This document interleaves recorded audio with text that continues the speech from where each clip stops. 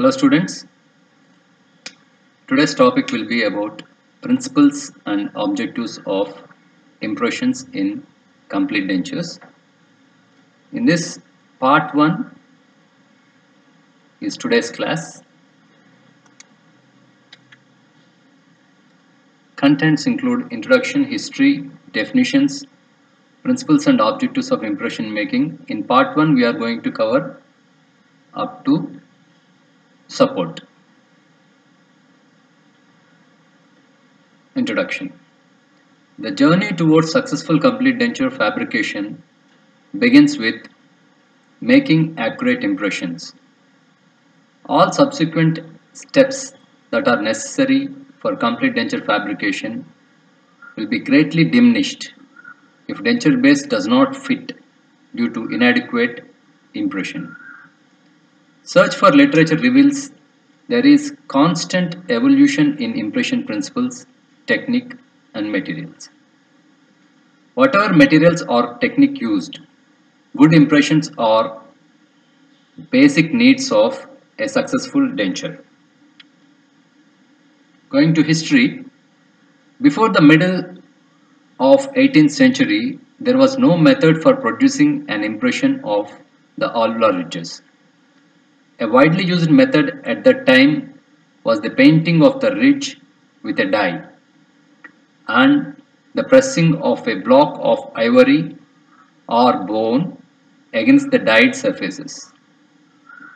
Areas of contacts were scraped away from the block until the best fit for the process was achieved. In 1711, Matthias recorded use of wax. In 1728, Pierre Fauchard made dentures by measuring mouth with compasses and cutting bone to approximate shape for the space to be filled. In 1844, plaster of Paris as impression material was used, the credit for which goes to three dentists, Westcott, Dwinell and Dunning.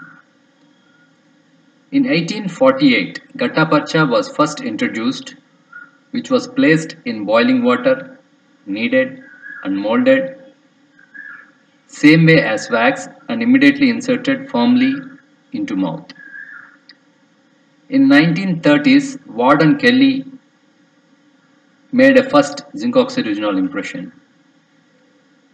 1940s, Wright and Dinnen were credited with first alginate impression. From 1950s, elastomeric impression materials came into existence. With this brief history, we will go into definitions. Impression: a negative likeliness or copy in reverse of the surface of an object. Complete denture impression: a complete denture impression is a negative registration of the entire denture bearing, stabilizing and border seal areas present in the edentulous mouth. Preliminary impression: a negative likeness made for the purpose of diagnosis, treatment planning or the fabrication of a tray. Border molding: the shaping of the border areas of an impression material by functional or manual manipulation of the soft tissue adjacent to the borders to duplicate the contour and size of the vestibule. Final impression: the impression that represents the completion of the registration of the surface or object. Impression material: any substance or combination of substances used for making an impression or negative reproduction. Principles of impression making. These are the concepts to be followed to get a successful impression. Number 1. The tissues of the mouth must be healthy. 2. The impression should extend to include all of the basal seat within the limits of the functions of supporting and limiting tissues. The borders, number 3 is the borders must be in harmony with the anatomical and physiological limitations of the oral structures. 4. Physiological type of border molding should be performed. 5. Proper space for the selected impression material should be provided within the impression tray. 6. The impression material must be removed from the mouth without damage to the mucous membrane of the residual ridges. 7. The guiding mechanism should be provided for correct positioning of the impression tray in the mouth. 8.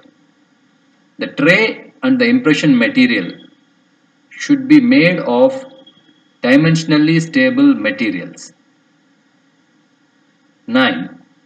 The external shape of the impression must be similar to the external form of complete denture. These are the principles of impression making for complete denture. Now comes the objectives.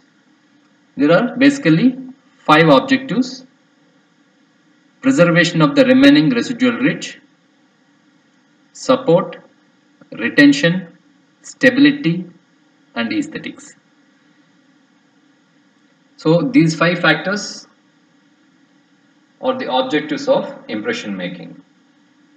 First one, preservation of remaining residual ridges.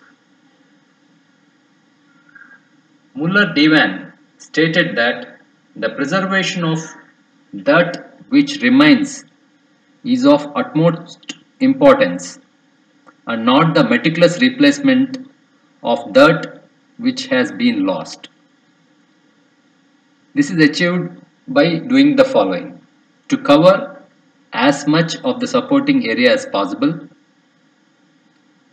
not to use excessive pressure, to minimize the possibility of soft tissue abuse and bone resorption. Pressure in the impression technique is reflected as pressure in the denture base and results in soft tissue damage and bone resorption. Support. It is defined as the resistance to vertical forces of mastication and to occlusal or other forces applied in the direction towards the basal seat. It is provided by the maxillary and mandibular bones and their covering mucosal tissues.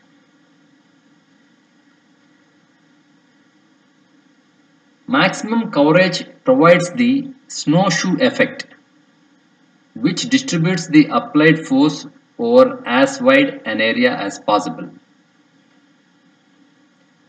So this diagram shows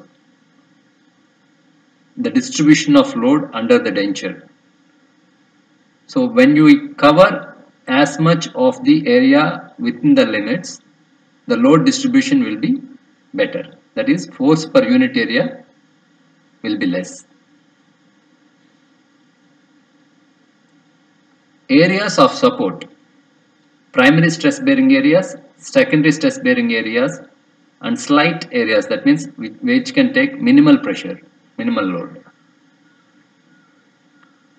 Primary stress bearing areas: the areas of edentulous ridge that are at right angles to occlusal forces and that do not resorb easily. In maxilla, posterior ridges, horizontal plates of hard palate. In mandible, buccal shelf area, posterior ridges, and pear-shaped pad. Secondary stress bearing areas: Areas of edentulous ridge that are greater than at right angles to the occlusal forces or are parallel to occlusal forces but tend to resorb under load.